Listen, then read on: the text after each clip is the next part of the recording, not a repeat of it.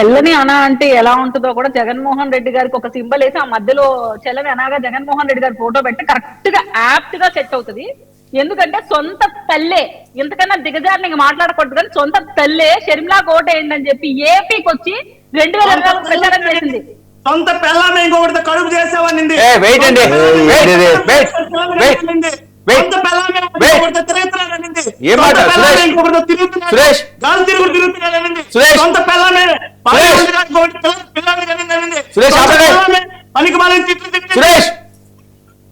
ఏం మాట్లాడుతున్నారు?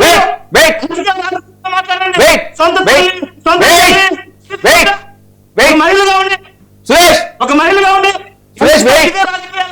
సురేష్ వినిపిస్తుందా?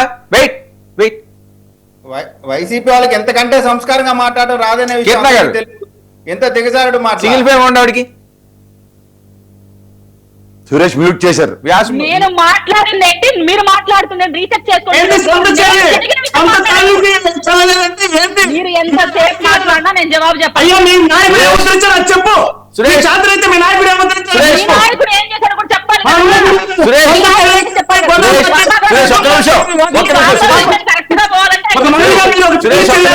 సురేష్ సురేష్ సురేష్ కాస్త టైం ఇస్తాను నేను.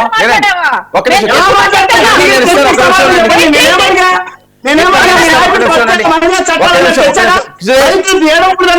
సురేష్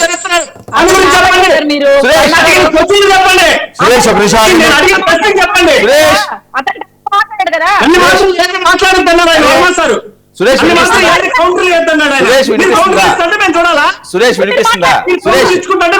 వినిపిస్తుందా? అరే నేను అడిగిన క్వశ్చన్ కి సురేష్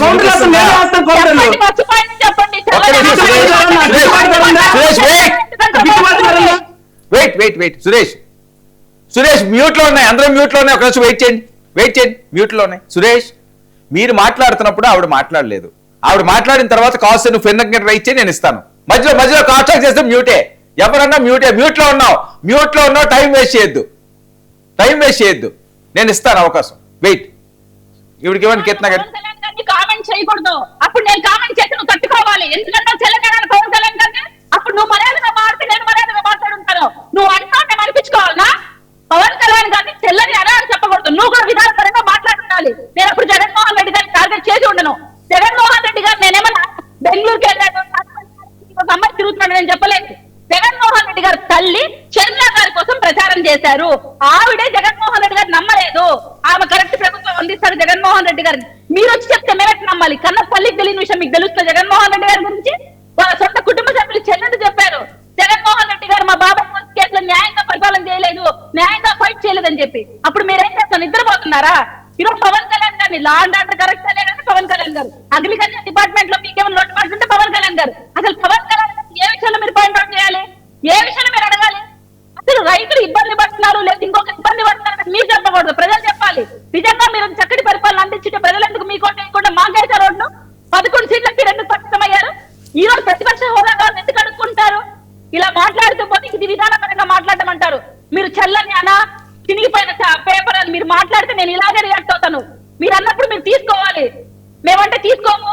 జగన్మోహన్ రెడ్డి గారిని మీరు అనకూడదు, పవన్ కళ్యాణ్ గారిని మేము అంటామండి. ఎట్లా ఒప్పుకుంటామండి సార్? ఒకటి పర్సనల్ హేట్రెడ్ తో మాట్లాడడం తప్ప పవన్ కళ్యాణ్ గారు ఎక్కడ కూడా ఒక రూపాయి ప్రజాధనాన్ని దుర్వినియోగం చేయడం కానీ పర్సనల్ గా వాడుకోవడం కానీ చేయలేదు.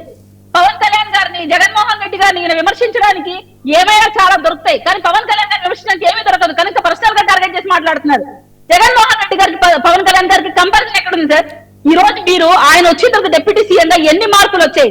గత ప్రభుత్వంలో 5 మంది డిప్యూటీ సీఎం కంపారిజన్ రెండింటి మధ్య పెట్టండి. నాకు సురేష్ గారికి డిపెండ్ పెట్టండి. మీరు గత 5 ఏళ్ల కిందట డిప్యూటీ సీఎంలుగా ఎంతమంది ఉన్నారు? వాళ్ళు ఏ యూనిఫామ్స్ తీసుకొని వచ్చారు? పవన్ కళ్యాణ్ గారు వచ్చి ఈ 2 ఏళ్లలో ఏం చేశారు?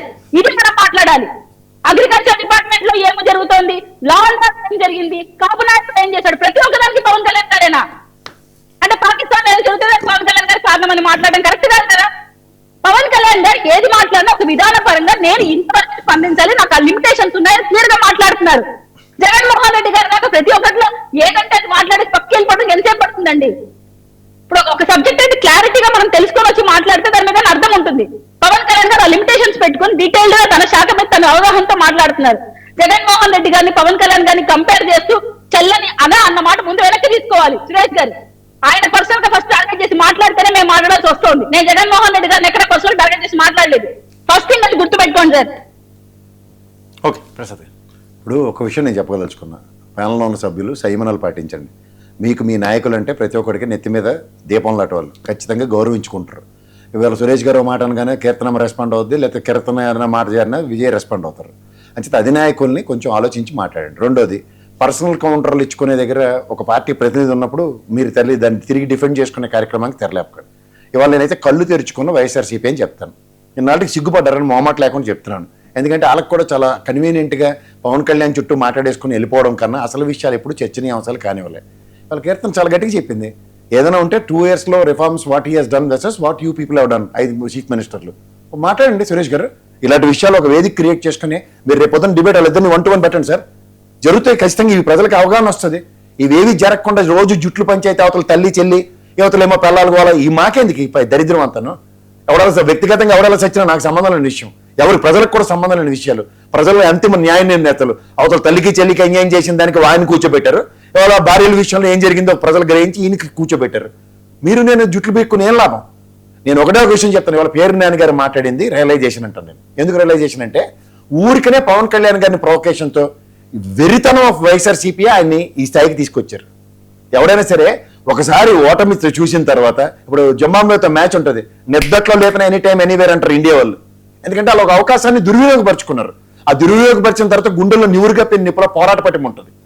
లేనివాడికి ఏమో పంపు కొట్టు లేపి ఇవాళ నెత్తి మీద ఎక్కించుకుని నెత్తి వాచిపోతుంటే తిరిగి తట్టుకోలేక ఇప్పుడు రియలైజ్ అయ్యారు పేరునేని గారు. ఈ పని మీరు 5 ఏళ్ల క్రితం నుంచి చేసి ఉంటే మీ ప్రత్యక్ష ప్రత్యర్థి తెలుగుదేశం అయితే ఆట్లారెడ్డి పండుగ పవన్ కళ్యాణ్ గారి చుట్టూ మీరాడారు. నష్టపోయింది మీరే. 5 సంవత్సరాల్లో చంద్రబాబు నాయుడు గారి కంపారిజన్స్ లో ఎప్పుడు ఎలక్షన్ క్యాంపెయినింగ్ లో మేనిఫెస్టోలు 2 దీనికైతే ఎంత ఖర్చు అవుతుంది, దీనికైతే ఎంత ఖర్చు అవుతుంది ప్రజలకే కావాలండి. చిన్నప్పుడు మన నాన్నే ఆయన ఎంత కష్టపడుతుందో నాకు తెలియదు, నాకు సైకిల్ కొనడం లేదని ఆలోచిస్తాను. అలాగే ముఖ్యమంత్రి ఎందులో పడిసి ఇచ్చారో నాకు అనవసరం. ఆయన మాకు సంక్షేమాలు ఇచ్చారో లేదో చూస్తారు. ఇచ్చారు కాబట్టి పట్టం కట్టాలంటే మిగిలిన 60% ఉన్న మిగిలిన ఓటు బ్యాంక్ గురించి ఆలోచించే విధానానికి తెరలేపుకోండి. అది లేకుండా ఎంతసేపు పవన్ కళ్యాణ్ గారి చుట్టూ రాజకీయాలు అంటే ఇది 7వ సంవత్సరం. 5 ఏళ్ళు మీరు పరిపాలించిన రాజకీయం, 5 ఏళ్ళు అదే, ఇప్పుడు 2 ఏళ్ళు అదే రాజకీయం. కొత్తదనం ఉండదా? అప్డేట్ అవరా? ఉద్యమాలు అన్నారు. ఏ ఉద్యమైనా 2వ రోజు లేదు. ఏక్ దిన్ కా సుల్తానా ఎన్నాళ్ళు? ఇది గ్రహించండి. ప్రజల్లో నిరంతరం మామిడికాయ రైతులు ఇందాక సురేష్ గారు బాగా చెప్పారు ఉపోద్ఘాతంలో. నెక్స్ట్ డే ఏది? ప్రభుత్వం మీద ప్రెజర్ ఏది? అంతే. 2వ సంవత్సరం కూడా వచ్చింది, మళ్ళీ అదే ఎక్కడేసిన గొంగలు అక్కడే ఉంది. విద్యుత్ మీద ఉద్యమం చేశారు, 1000 కోట్ల పెనాల్టీ వేయించారు. ప్రజలకు జరిగిన న్యాయం ఏది? మామిడికాయ రైతులు కర్ణాటక కూడా రాశారు, మీరు రాయించారు. అవుట్కమ్ ఏది? ఈ ఇయర్ కూడా అదే. ఎన్ని పల్ప్ ఫ్యాక్టరీలు ఉన్నాయి చిత్తూరులో? మీరు ఇద్దరు తిరుపతిలో కదా, ఎన్ని పల్ప్ ఫ్యాక్టరీలు ఓపెన్ అయ్యాయి? గత సంవత్సరం ఈ సంవత్సరం డేటా తీయమంటారా? ఈ ఫెయిల్యూర్స్ ఎవరు మాట్లాడరు. అయిపోయింది అక్కడ. ఎలివేషన్లతో ఎన్నాళ్ళు? ప్రజాస్వామ్యం ఇది. ప్రజలకు తెలుసు, నెత్తిని కూర్చోబెట్టుకోవడం తెలుసు, కెబుక్కుమంత అన్నా కూడా తెలుసు. ఈ 2 తెలుసుకోకుండా దేనికి ఆవేశపడుతున్నారు? అందుకని రియలైజ్ అయిన పేరునేనని చెప్పండి. పేరునేని గారితో పాటు అంటే వైఎస్ఆర్సీపీ కూడా రియలైజ్ అవ్వండి. సబ్జెక్టులకు కన్ఫైన్ అయ్యి మాట్లాడండి. దీంట్లో స్టాటిస్టిక్స్ పట్టుకోరండి. మా ప్రభుత్వంలో ఇంత జస్టిఫికేషన్ రైతులకు జరిగింది, ఈ ప్రభుత్వంలో ఇంత ఫ్లా ఉంది, ఇది చెప్తే ఎవరైనా గ్రహిస్తారు. ఎంతసేపు పవన్ కళ్యాణ్ గారి మీద జుత్తు దూకోలేదు. నేను మాట్లాడుతున్నాను, నేనేం కాదంటే నేనేం అతీత శక్తిని కాదు. కానీ చెప్తుంది ఏంటంటే సబ్జెక్టులకు కన్ఫైన్ అయ్యి అనవసరం విషయంలో ఎవరు పడతారు మాట్లాడితే ఎవరిని స్పేర్ చేయొద్దు. ఫ్యామిలీలతో కూడా మనకెందుకంటే నాకు అర్థం కాదు. ఓ పక్క కీర్తన అంటది తల్లికి చెల్లి కన్నా మీకు తెలుసా అంటే ఏం చెప్తారు? సమాధానం చెప్పండి. నిజమే, నాకు తెలియదు. మా అమ్మ నా గురించి ఏమనుకుంటుంది మీరు ఎలా చెప్తారండి ఇక్కడ కూర్చుని? అవన్నీ మనం ఒక సెన్సిటివ్ లైన్స్ ని అనవసరంగా మనం టచ్ చేసి దాంట్లో మన దగ్గర ఆన్సర్ లేక క్లూలెస్ సిచ్యువేషన్ లో మనం స్ట్రైవ్ అవుతున్నాం. ఇది కాదు కదా. దయించి ఒక డెకరము ప్రతిసారి నేను కూడా మారదలుచుకున్నాను, మారాను కూడా. ఇక మీద నేను ఎవరిని పర్సనల్ గా ఎవరు పడితే అది మారితే నేను ఏ డిబేట్ లో నేను ఎలా చేయదలుచుకోలే. నా అభ్యర్థులు కూడా 2 చేతుల దండం పెట్టి అడుగుతున్నా, ప్లీజ్ ప్రజలకి న్యాయం చేసే కార్యక్రమంలో డిబేట్కి పార్టీ ప్రతినిధులుగా రండి. వ్యక్తిగత దోషాలకు దూరం అవ్వండి. Just confine to the subject. ఈ సబ్జెక్ట్ లో ఎన్నో ఆడొచ్చు. మీరేం డిఫెండ్ చేయగలరండి కీర్తనమ్మ గారు? మీరేం చేయగలరండి సురేష్ గారు? అది మాట్లాడమంటే అది మాకు వేదిక క్రియేట్ చేయండి, వర్మ గారు ఏర్పాటు చేయండి ఒకటి. షూర్గా. ఎందుకంటే ఇలాంటివి రోజు బుల్డోస్ చేసుకుని పోతున్నారు. సబ్జెక్ట్ మీరు రోజుకి 3-4 సబ్జెక్టులు పెడతారు, ఒక్కదాని నుంచి వెళ్తున్నాయా? అలాగే ఈ ప్యానల్లో ఎవరైనా ఏ విజయ్ చెప్పండి. మీరు మూడో సబ్జెక్ట్ రెండో సబ్జెక్ట్ టచ్ చేయకుండా వెళ్ళిపోతున్నాం, ఎవరికి టైం దొరకట్లే. Right, okay Vijay. సార్ ఇప్పుడు వైఎస్ఆర్ కాంగ్రెస్ పార్టీ ఎక్కడ వాళ్ళు స్టేట్మెంట్స్ ఇచ్చినా ఏదో మరణం దగ్గర నేరస్తుల దగ్గర మాట్లాడతారు. అదే క్రమంలో ఇవాళ బొల్లా బ్రహ్మనాయుడిని పరామర్శించడానికి వెళ్ళారు. ఆయన హైదరాబాద్ లో పెద్ద ల్యాండ్ స్కామ్ చేస్తే దానికి సంబంధించిన దానికి పరామర్శ యాత్రకి వెళ్ళినప్పుడు ఆ సందర్భంగా ఆయనకు ఒక జ్ఞానోదయం కలిగింది. ప్రసాద్ అన్న చెప్పింది వాస్తవమే. మనం గతంలో ఈ రకంగా మాటలు మాట్లాడడం వల్ల 11కు వచ్చాం. ఇంకా అదే విధంగా తప్పుడు ప్రచారాలు తప్పుడు మాటలు మాట్లాడితే ఖచ్చితంగా ఆ 11 స్థానాల నుంచి కూడా వెనక్కి వెళ్లాల్సినటువంటి పరిస్థితి వస్తుంది.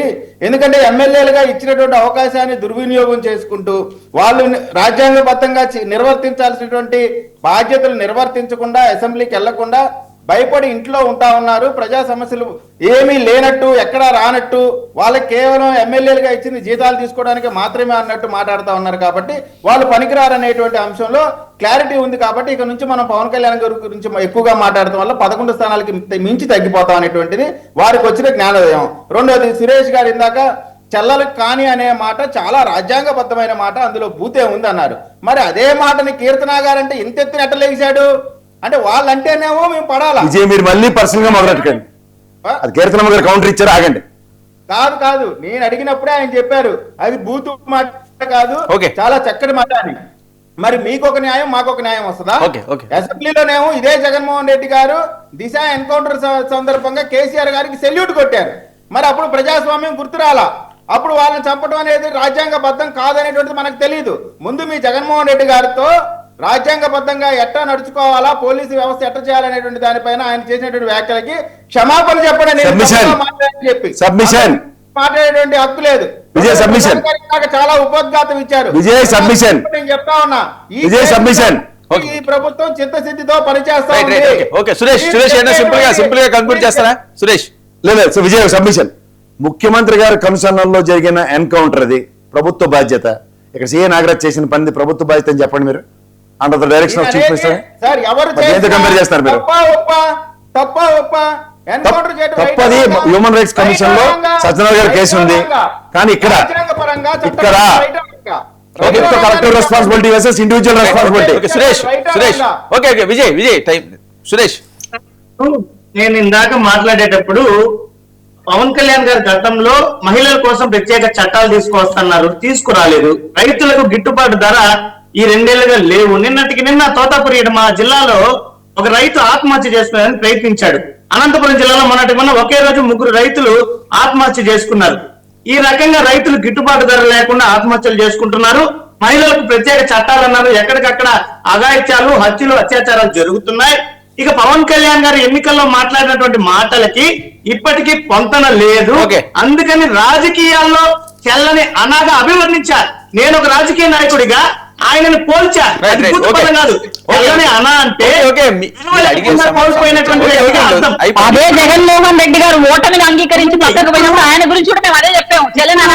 దానికి కీర్తన గారు కౌంటర్ ఇవ్వచ్చు. ఎలా ఇవ్వచ్చు? అయ్యా మేము పొలాల కింద గిట్టుబాటు ధర ఇచ్చాం, అయ్యా మేము టమోటా కింద గిట్టుబాటు ధర ఇచ్చాం, అయ్యా మామిడి కింద ధర ఇచ్చాం, మహిళల కోసం ఈ చర్యలు తీసుకుంటున్నాం. పవన్ కళ్యాణ్ గారు చేసింది ఇది. ఆవిడ చెప్పచ్చు కదా సురేష్. చాలు, దాన్ని పెంచిన అవసరం లేదు, అయిపోయింది కదా, ఇంకా అది పెంచిన అవసరం లేదు. కీర్తన ఏమైనా కన్క్లూడ్ చేస్తారా? ఒక్క నిమిషం సురేష్. సార్ రాజకీయంగా ఆయన విమర్శిస్తే నేను రాజకీయంగానే మాట్లాడతాను. చెల్లని అనా ఒక స్టేట్మెంట్ ఇచ్చిన తర్వాత ఆ చెల్లని అనా ఎందుకు ఉన్నారు? మీకేం అప్రజాస్వామ్య పదం కాదు అది. మీకు కాకపోవచ్చు, నాకు అనిపించింది. అందుకే నేను జగన్మోహన్ రెడ్డి గారు మీకు అనిపించినప్పుడు మీరు కావాలి పోండి. ఎందుకు అంత హర్ట్ అయిపోయి అంత బ్లాస్ట్ అయిపోయారు? మీకు అనిపించలేదు కదా, చాలా చిన్న విషయం కదా.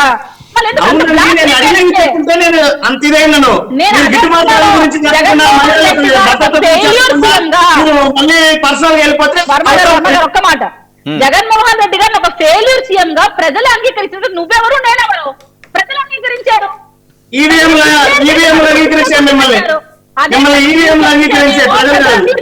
మీరు గెలిస్తే ప్రజా తీర్పు, పక్క పార్టీ వాళ్ళు గెలిస్తేనేమో ఈవీఎంలు. ఎలాంటి ఇలా నెక్స్ట్ అయినా కష్టపడండి, ఇలాగే ఈవీఎంలు అని చెప్పుకోకండి. నెక్స్ట్ కూడా ఇలాగే ఉంటుందేమో, నిరంతర ప్రక్రియ కంటిన్యూ అవుతుందేమో వైసీపీ పార్టీది. కీర్తన గారు ఇంటికి వచ్చి నేనే మిమ్మల్ని స్వాగతిస్తా 29లో. మీరు అలాగే ఉండండి. థ్యాంక్ యూ కీర్తన గారు, థ్యాంక్ యూ కేసు.